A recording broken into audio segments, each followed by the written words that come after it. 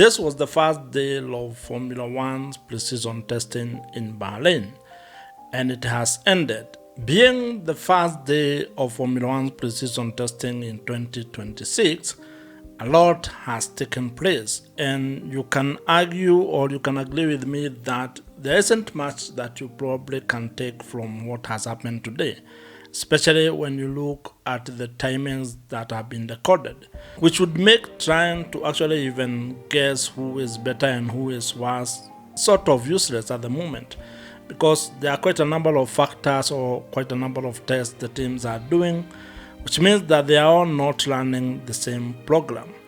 But it is good that the pre-season testing or the first day of this pre-season testing has taken place.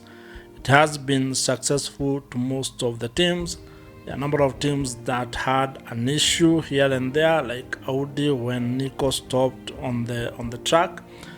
Those are expected during pre-season testing, and I think that's the exact reason why these teams are here. It is one of the reasons why teams do this test. They want to ensure that everything is running according to plan, check for setups, try to check for reliability, probably also be able to get the issues that might come up before the first race in Australia. Now, if this is the first time that we are meeting, I am Joe. And on this particular YouTube channel, I discuss Formula One, I talk about Formula One, and more particularly the business of Formula One.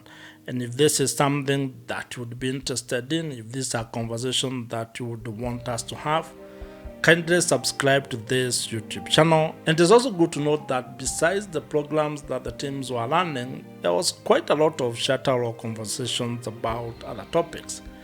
There were conversations about the engine regulations in relation to compression ratios, given the issue that Mercedes might have. Some of the teams were in support of Mercedes, others were saying, or were arguing that probably teams or engineering teams that are innovative should not be punished.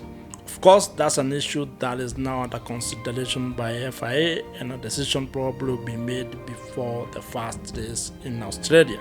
Also, drivers were talking about failures issues. You had some drivers like Lance Stroll who was arguing that, George may not want anything changed because he might be able to be ahead of other drivers by almost 30 seconds.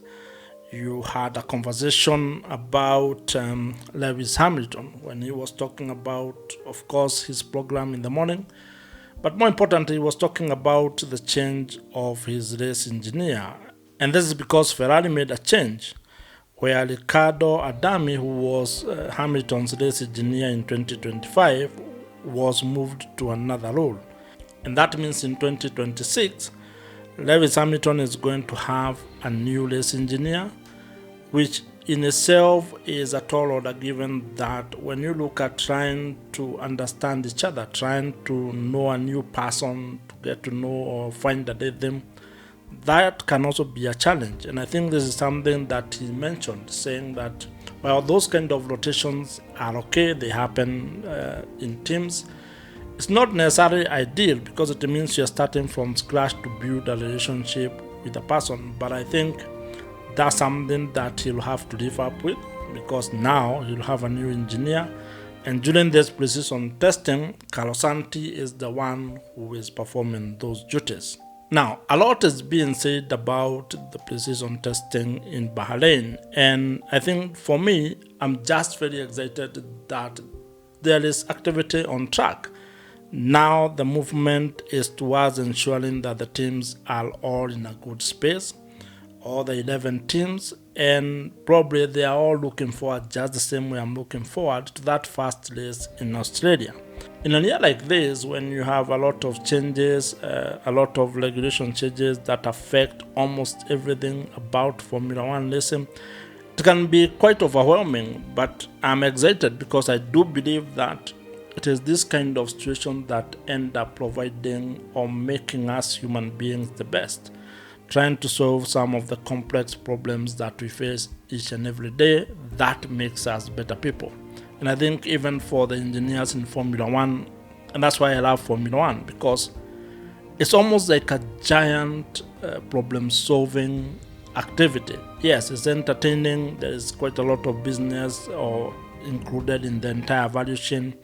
There is a lot of excitement about racing, but at the heart of it, this is more or less like an engineering and technology competition where you are trying to get the best solution to the problem that the engineers and the teams are facing.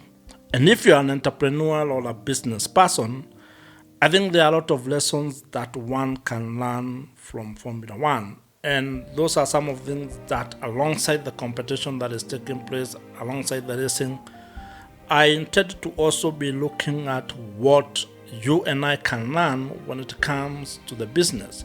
If you're an entrepreneur, if you're a business person, the lesson that you can be able to learn from Formula One lesson that you can apply in your own business life or in your entrepreneurial life.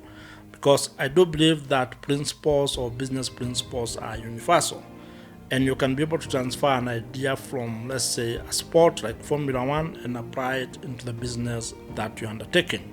Now, if this is the first time that we are meeting, I am Joe.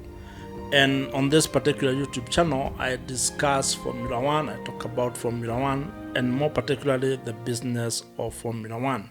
And if this is something that you would be interested in, if these are conversations that you would want us to have, kindly subscribe to this YouTube channel, and I'm going to see you in my next video.